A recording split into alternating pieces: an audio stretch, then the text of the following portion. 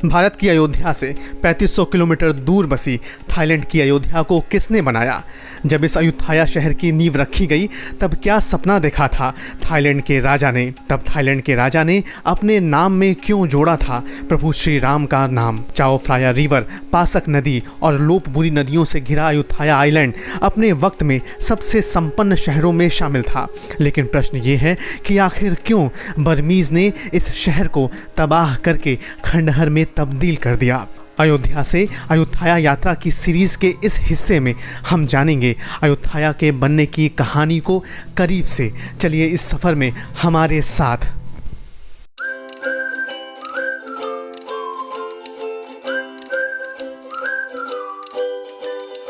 दोस्तों, अयोध्या में मैं इस वक्त खड़ा हूँ किंग उथोंग के मॉन्यूमेंट पर। किंग उथोंग का एक और नाम है रामाथिबोधी फर्स्ट, और ये वही नायक हैं जिसने 1351 में इस शहर की स्थापना की थी। हालांकि मैं आपको इस शहर के बनने से पहले की कहानी भी बताऊंगा और दिखाऊंगा, लेकिन अभी बात करते हैं किंग उथोंग की। किंग उथोंग के एंसेस्टर्स जो थे वो बेसिकली चाइनीज़ थे, और इन्होंने जो अपनी ट्रेड की शैली थी, मतलब इकोनॉमिक्स और जो ये व्यापार की शैली से इतना सबको प्रभावित कर दिया कि फिरचाबुरी करके एक कोस्टल एरिया है थाईलैंड में, वहाँ पर इन्होंने अपनी सत्ता स्थापित भी कर ली। लेकिन क्या हुआ कि बाद में एक महामारी आई, और महामारी से बचने के लिए उन्होंने कदम रखा एक ऐसी ज़मीन पर जो चारों तरफ से नदियों से घिरी हुई थी।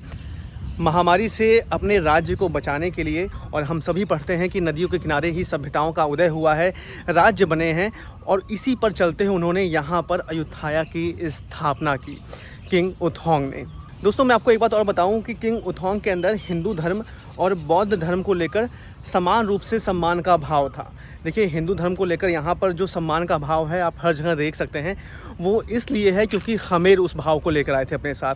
खमेर वही राजवंश था जो कंबोडिया से यहाँ पर आया था, और अयोध्या के बनने से पहले वो एक शहर बना चुके थे जिसका नाम था वाट अयोध्या। मैं वहाँ भी आपको लेकर जाऊँगा। जब किंग उथोंग का कोरोनेशन हो रहा था तो आपको ये जानकर हैरानी होगी कि उन्होंने 8 ब्राह्मण वाराणसी से बुलाए थे अपने कोरोनेशन के लिए। उनको जो पूरा जो क्रिया था, पूरा जो भी शपथ ग्रहण था, जो भी कोरोनेशन में जो भी काम होते हैं, उन सभी को पूरा करने के लिए। और ये 8 ब्राह्मण जो थे ये खमेर भाषा को भी जानते थे। तो आप जान सकते हैं खमेर जो राजवंश था वो हिंदू धर्म को लेकर कितना ज़्यादा सहिष्णु था, कितनी एक्सेप्टेंस थी खमेर राजवंश के अंदर हिंदू धर्म को लेकर। जो पूरी जो संस्कृति थी खमेर की वो प्रभावित दिखती है हिंदू धर्म से, और इसी का असर है कि आज भी आप अयोध्या और थाईलैंड में हिंदू धर्म के निशान मजबूती से देखते हैं। दोस्तों, भारत के 8 ब्राह्मणों के सुझाव पर ही किंग उथोंग ने 4 मंत्रालयों को बनाया, और ये जो 4 मंत्रालय थे वो थे मिनिस्ट्री ऑफ इंटीरियर, मतलब गृह मंत्रालय, और मिनिस्ट्री ऑफ ट्रेजरी, मतलब जो राजकोषीय मंत्रालय होता है वो, और ministry of the Kings house hold, और चौथा जो मंत्रालय था वो था मिनिस्ट्री ऑफ एग्रीकल्चर। तो ये जो चारों मंत्रालयों को बनाने की जो नींव रखी गई वो भारत के ब्राह्मणों के सुझाव पर किंग उथोंग ने रखी थी। और आज मैं किंग उथोंग के उसी मॉन्यूमेंट पर खड़ा हूँ जो आज भी अयोध्या के बनने की गवाही देती है। इस मूर्ति में किंग उथोंग तलवार लिए खड़े दिखाई दे रहे हैं। कांस्य की मूर्ति है, ब्रॉन्ज की प्रतिमा है ये। अयोध्या जब अपने पूरे वैभव काल में था, अपने टॉप एरा में था, अपने स्वर्णिम काल में था, तब यहाँ के जो संबंध थे वो भारत के मुग़लों से भी थे, और इवन फ्रांस के जो राजा थे उनसे भी इनके संबंध थे। तो हर जगह जो दरबार थे उनमें इनके लोग बैठा करते थे। दोस्तों, इस मॉन्यूमेंट को लेकर एक बात और मैं बताऊँ कि आपको, वो ये है कि 1968 से 1970 के बीच इस मॉन्यूमेंट को बनाया गया, जो ये आप देख रहे हैं किंग उथोंग की प्रतिमा को, और 24 जून 1970 को इसका उद्घाटन हुआ, मतलब इसको खोला गया हम लोगों के लिए।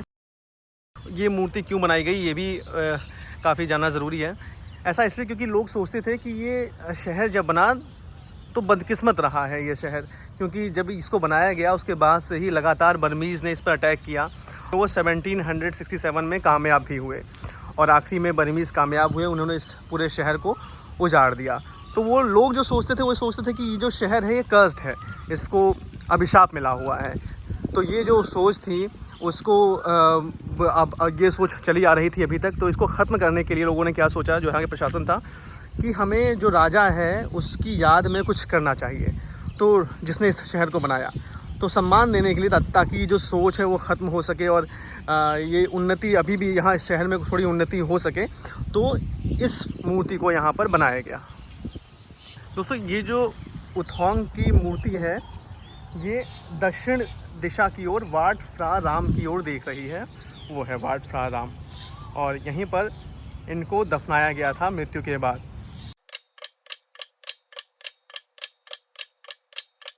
पीयू गेस्ट हाउस है जहां मैं रुका हुआ हूं अयोध्या के अंदर, और यहां का जो सिटिंग है आप देख सकते हैं, एरिया काफ़ी अच्छा है। अंदर स्टडी के लिए भी अरेंजमेंट है, ब्रेकफास्ट में भी कई ऐसे आइटम्स हैं जो वेजिटेरियंस के लिए बेहतर ऑप्शंस हैं, तो काफ़ी सही जगह है। ऐसी जगहों पर ये होता है कि अगर बारिश होने लग जाए तो यू कैन स्टे हेयर, आप यहाँ पढ़ाई कर सकते हैं, बैठ सकते हैं, गपशप कर सकते हैं, तो आप बोर नहीं होते हैं। ये दोस्तों देखिए हॉस्टल है उधर, और ये कुछ घर बने हुए हैं।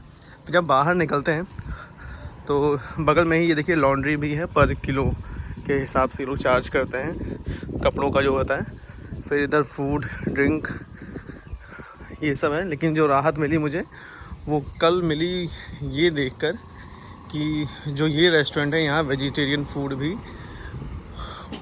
बनता है। और मैंने यहाँ पे फिर फ्राइड राइस लिया था इसी जगह पर, और फिर इधर कई बार हैं जो बाहर आती है यहाँ पर, वो शाम को ही आती है। ये सब अभी सबने दुकान समेट रखी है रात के बाद, अभी अब दोपहर के बाद ये लोग खोलते हैं अपनी शॉप्स को।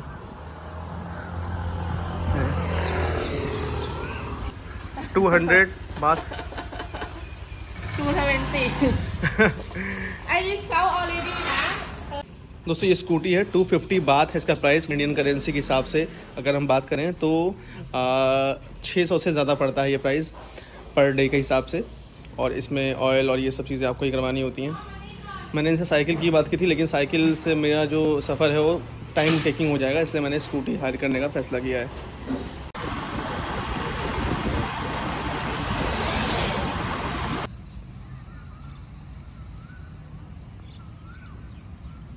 दोस्तों थाईलैंड में ट्रैफिक का नियम इंडिया की तरह ही है। यहाँ भी आपको जो व्हीकल है अपना वो लेफ़्ट साइड में लेकर चलना होता है, रोड के किनारे किनारे।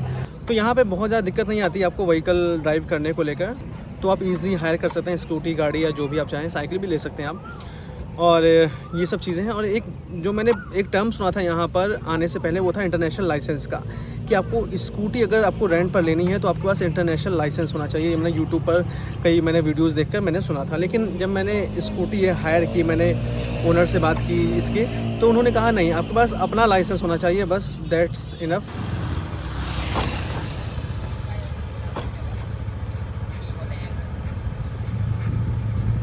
दोस्तों किंग युथोंग के मॉन्यूमेंट से 5.5 किलोमीटर आगे मैं आ चुका हूँ, और यहाँ आने के लिए मैंने अयोध्या की जो सीमा है, बॉर्डर का जो उसका जो बॉर्डर है अयोध्या का, रिवर बॉर्डर को मैंने क्रॉस किया है। पासक नदी को पार करने के बाद मैं यहाँ पहुँच गया हूँ, और ये है वाट अयोध्या कहते हैं इसको। और बेसिकली इसकी इम्पोर्टेंस क्या है ये जान लीजिए आप।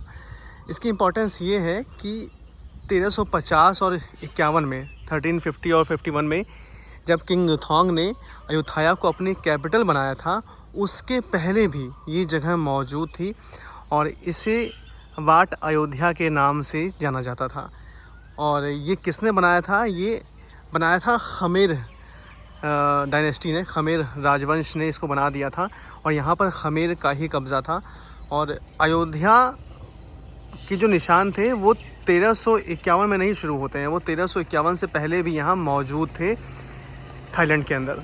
दोस्तों हम सभी पढ़ते हैं कि 1351 में यानी 1351 में अयोध्या शहर को बनाया गया किंग युथोंग के ज़रिए।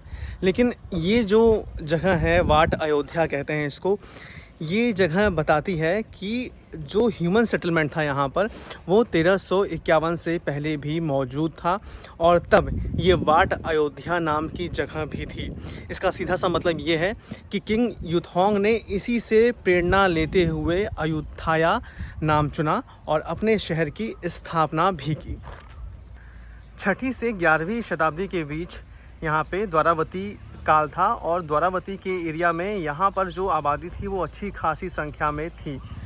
और ऐसा भी बताया गया है कि 850 AD में खमेर ने इस जगह को अपने कब्ज़े में लिया था और यहाँ पर अपनी मजबूत पकड़ बना ली थी।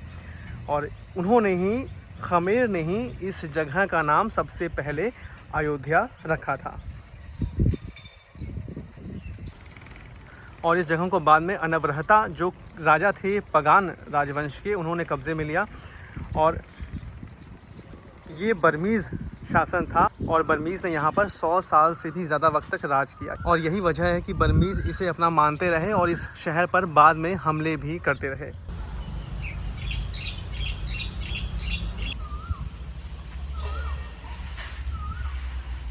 दोस्तों यहाँ पर आपको थाई लैंग्वेज ही हर जगह दिखाई देती है, इवन इंग्लिश भाषा भी नहीं दिखाई देती है और भाषा का संकट जो है वो गंभीर है।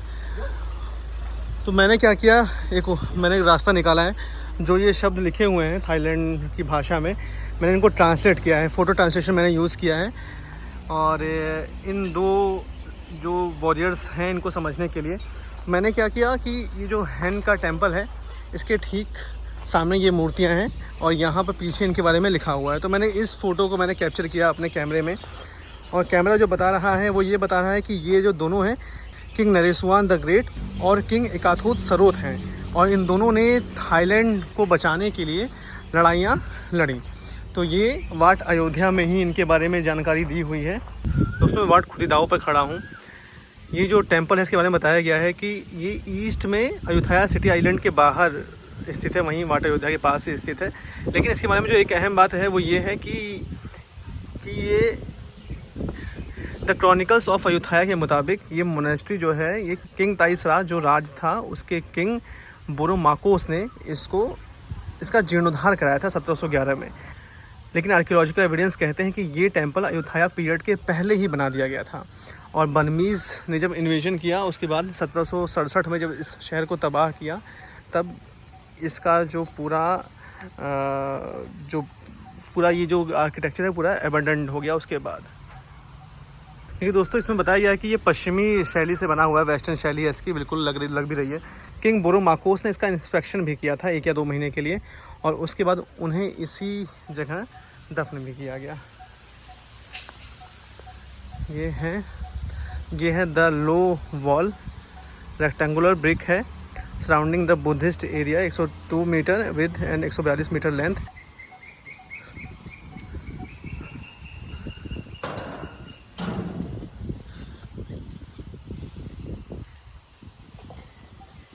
वो देखिए दोस्तों दीवार किस तरह से टेढ़ी कर दी गई है। तो पूरा शहर जब ध्वस्त किया गया तो एकदम बर्बाद कर दिया बर्मीज़ ने, बड़े ही लीथल, बहुत ही कहते हैं हम लोग बहुत ही विनाशकारी हमला हुआ था ये अयोध्या पर। ये हाल किया है। ये तो खैर एक ही टेम्पल है, बाकी तो हर टेम्पल का यही हाल है और कुछ बचा नहीं है किसी में, खाली पत्थर देखने लोग आते हैं।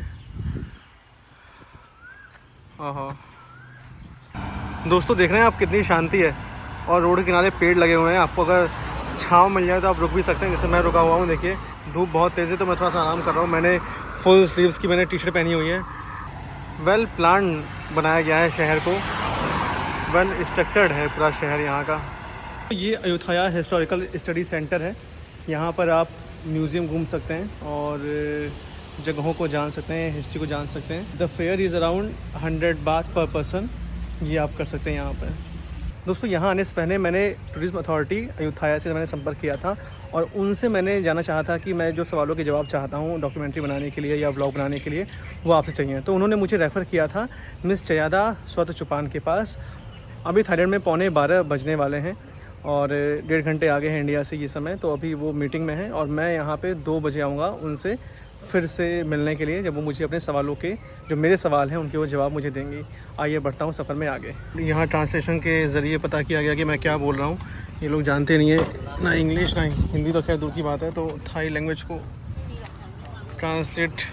थाई लैंग्वेज इन्होंने ट्रांसलेट किया और नथिंग वेजिटेरियन इज़ हियर।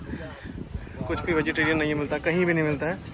अगर आप खाँटी वेजिटेरियन है तो बहुत मुश्किल है यहाँ पर टिक पाना।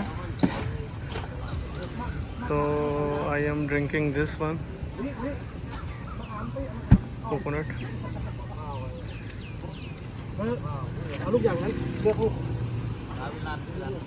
मुझे 2 बजे का टाइम दिया गया है, तो बीच में सोचा मैं कुछ खा लूँ, नहीं खाने के लिए कुछ मिल लेना मुझे। तो इन्होंने फिर से ट्रांसलेशन के ज़रिए पता किया और अब मैं ये पी रहा हूँ नारियल पानी। 20 बात का है, मतलब 50 रुपये का है। बड़ा मुश्किल है दोस्तों।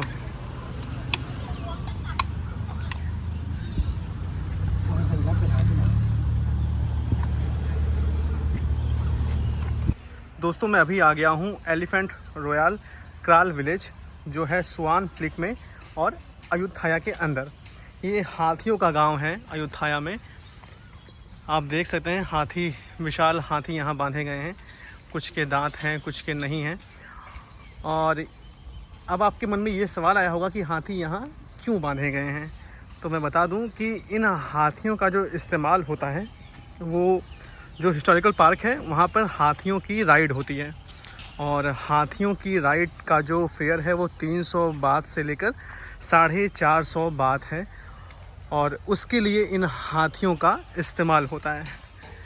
और हाथी हैं, बहुत ही मोटा खर्चा आता है इनके ऊपर। देखिए ये अनानास, पाइनएप्पल के आपको जो हैं वो पत्ते दिखाई दे रहे होंगे। पाइनएप्पल जो आता है इनके लिए 3-4 दिन में जो फेयर है उसका ट्रक भर के आता है। वो 30 से 40 हज़ार बात का पाइनएप्पल आता है जो ये खाते हैं। और भी कई खर्चे हैं इनके ऊपर।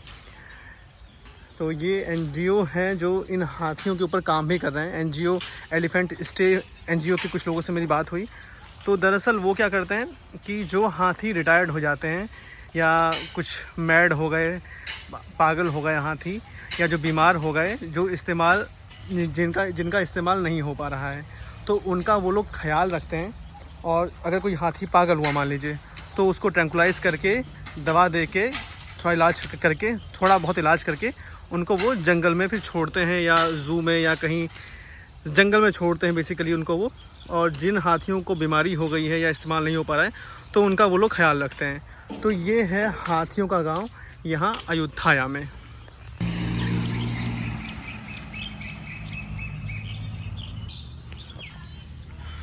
दोस्तों हाथी हमेशा से शाही सेना का हिस्सा रहे हैं। और ये जो आप मूर्तियाँ देख रहे हैं, ये दिखा रही हैं कि हाथियों ने किस तरह से युद्धों में हिस्सा लिया। पुराने ज़माने में निश्चित ही ये शाही सेना का हिस्सा रहे होंगे, लेकिन बाद में जब युद्धों का दौर ख़त्म हो गया, तब ज़रूरत महसूस हुई होगी कि इन हाथियों का क्या किया जाए। और तभी इस विचार ने जन्म लिया होगा कि इन्हें सवारी के रूप में इस्तेमाल किया जाए। और फिर हाथियों को सवारी के रूप में इस्तेमाल किया जाने लगा और इससे कमाई भी की जाने लगी।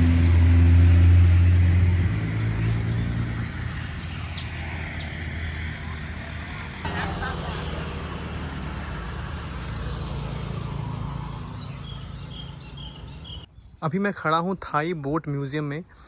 और ये अयुत्थाया हिस्टोरिकल पार्क से 1.5 किलोमीटर दूर है। बट लगता नहीं कि यहाँ पे कोई है। लेटर बॉक्स में चिट्ठियाँ रखी हुई हैं। और अगर मैं यहाँ दिखाऊँ तो यहाँ देखिए केले वहीं पर रखे हुए हैं, पानी का ग्लास वहीं रखा हुआ है, लग रहा है बहुत दिन से रखा हुआ है। दोस्तों मैं अयुत्थाया के हिस्टोरिकल पार्क ऑफिस में बैठा हुआ हूँ। जितना एरिया है अयुत्थाया का, ये 14.84 स्क्वायर किलोमीटर का एरिया है। बहुत ही ज़रा सा एरिया है और इसकी आबादी 50,000 ही है। और हमारा अगर NDMC जो न्यू दिल्ली म्यूनिसिपल कॉर्पोरेशन है उसकी बात करें तो उसका एरिया इसका तिगुना है और पॉपुलेशन उसकी 3-3.5 लाख के आसपास है। यहाँ पर मैंने दोस्तों एक चीज़ देखी है, हर चीज़ एकदम सिस्टमेटिक है। लोग ड्राइव कर रहे हैं। अगर मैं स्कूटी चला रहा हूँ तो मेरे पीछे जो गाड़ी वाला है वो रैश ड्राइविंग करके मुझे ओवरटेक नहीं कर रहा है। मैं खुद साइड हो रहा हूँ तब वो आगे गाड़ी निकाल रहा है। ट्रैफिक का सेंस गजब का है। मैंने किसी भी गाड़ी को अब तक रैश ड्राइविंग करते हुए यहाँ पर नहीं देखा है। और सब एकदम लेन में चल रहे हैं, लाइट को फॉलो कर रहे हैं। हर चीज़ बहुत ही व्यवस्थित है यहाँ पे। एनक्रोचमेंट तो नाम की चीज़ है ही नहीं। मैंने सेकंड चीज़ जो मैं खाने जा रहा हूँ सुबह से अभी तक, ब्रेकफास्ट के बाद, ब्रेकफास्ट को अब हटा दें तो पहली चीज़ मैंने खाई थी नारियल पानी और उसके अंदर का जो हम लोग मलाई बोलते हैं वो। और दूसरी चीज़ अब मैं स्ट्रॉबेरी मिल्क मैं पी रहा हूँ यहाँ पे। जस्ट अयुत्थाया का जो ऑफिस है, टूरिज़्म का ऑफिस है, अयुत्थाया हिस्टोरिकल पार्क का जो ऑफिस है उसके बगल में ही ये कॉफ़ी शॉप है। और यहाँ पे देखिए मतलब शहर है काफ़ी बड़ा, लेकिन लोग अंग्रेज़ी तक नहीं जानते हैं। पूरे देश की एक ही भाषा है और लोग उसी भाषा पर अड़े रहते हैं। पढ़ा लिखा आदमी भी इंग्लिश नहीं जानता यहाँ पे। तो अगर आप आएँ तो आपको भाषा का संकट यहाँ पर होना लाजमी है। हिंदी तो खैर हम भूल सकते हैं, लेकिन अंग्रेज़ी तो एक हम लोग समझते हैं कि हाँ भाई we can communicate in English anywhere if you go. लेकिन यहाँ पर ये धारणा भी टूटती हुई दिखाई देती है। यहाँ पर लोग सिर्फ थाई भाषा से ही कनेक्टेड हैं और वो कुछ और लगता है सीखना चाहते ही नहीं हैं, वो उसी में खुश हैं। जैसे उनके अंदर आपको दिखेगा भी नहीं कि हाँ यार हम सीख तो लें ताकि हमारे कस्टमर बन जाएँ, ताकि हम कमाई कर लें, नहीं, वो लोग उसी से खुश हैं और उनका जो चल रहा है, जैसे चल रहा है, अच्छा चल रहा है उनके लिए, ये भावना है उनके अंदर।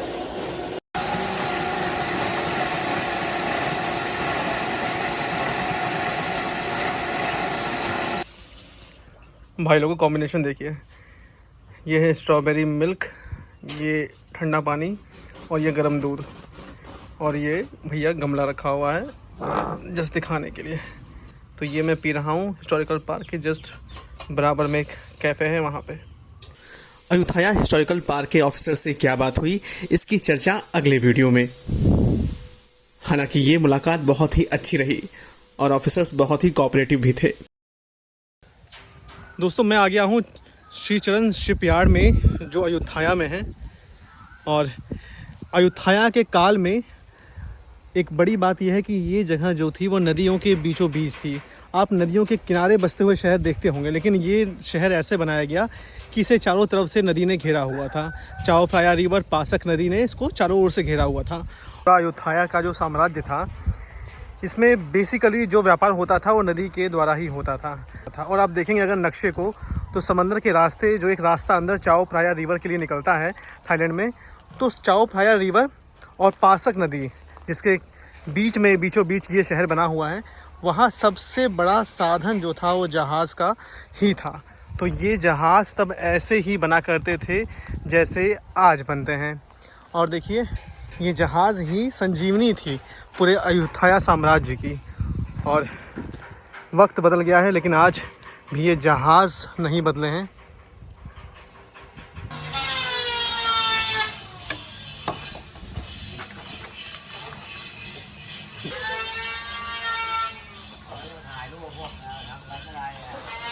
देखिए दोस्तों, नए जहाज़ बना देते हैं ना, पुराने जहाज़ को रिपेयर करके ये लोग।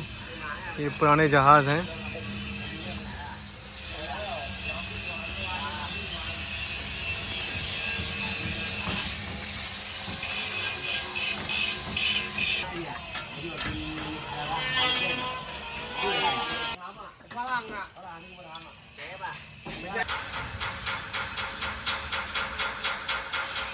दोस्तों जाओ माए सोई डॉर्क मार्क श्राइन, ये वो टेम्पल है जो एक चाइनीज़ राजकुमारी के नाम पर बनाया गया।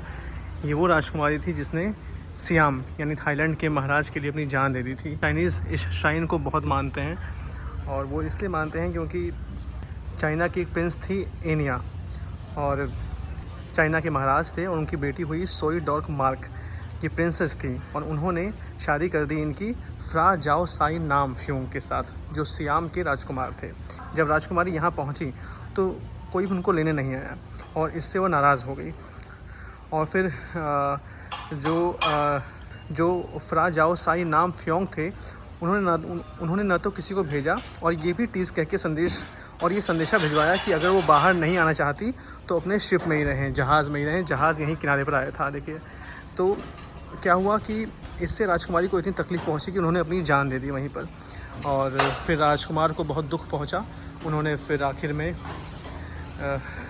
यहाँ पर उनके लिए मंदिर बनाया।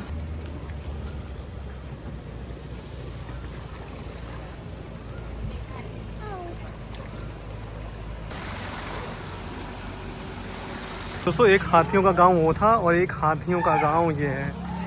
वहाँ पर जो हाथी थे वो बेसिकली रिटायर्ड हो चुके हाथी थे, और यहाँ पर जो हाथी हैं वो अभी काम में लाए जा रहे हैं। देख रहे हैं आप, इनको ऊपर जो है वो सिटिंग भी लगाई गई है, और ऊपर इनके शॉल भी है। शाम को होटल पहुंचते पहुंचते भूख अपनी चरम सीमा पर पहुंच चुकी थी। सो यहाँ पर सबसे पहले झटपट खाया फ्राइड राइस। इसे मेरा ब्रंच भी समझिए और डिनर भी। दोस्तों अभी मैं अयुथाया की नाइट मार्केट में आ चुका हूँ, और शाम होते ही यहाँ पर जो बाज़ार है वो गुलजार हो जाता है। खाने पीने से लेकर ख़रीदने तक के कई आइटम्स हैं यहाँ पे। तो आइए आपको दिखाता हूँ इस मार्केट को, और अगर आप यहाँ पे आएँ तो अपने लिए क्या लेकर जा सकते हैं ये भी आप सोच सकते हैं।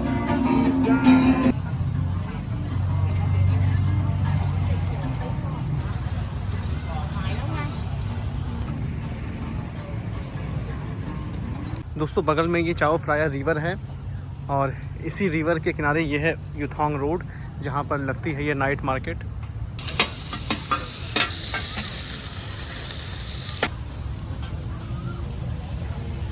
दोस्तों देखिए यहाँ पर लॉटरी की टिकट्स भी मिलती हैं थाईलैंड में, बट मुझे ये नहीं पता कि प्रोसेस क्या होता है इनको लेने के बाद। अगर आपकी लॉटरी लग गई तो आप पैसा कैसे लेंगे ये नहीं पता मुझे। ये प्राइस है और पूरा थाई लैंग्वेज में यहाँ पे लिखा हुआ है। दोस्तों ये वीडियो आपको कैसा लगा मुझे ज़रूर बताइएगा। ऐसे ही दिलचस्प वीडियोस के लिए देखते रहिए ट्रैवल जुनून। और अगर आपको हिंदी में दिलचस्प ब्लॉग पढ़ने भी हैं तो लॉगिन करें हमारी ट्रैवल वेबसाइट traveljunoon.com पर। मिलते हैं अगली बार एक नए वीडियो में। अपना ध्यान रखिएगा। Keep travelling.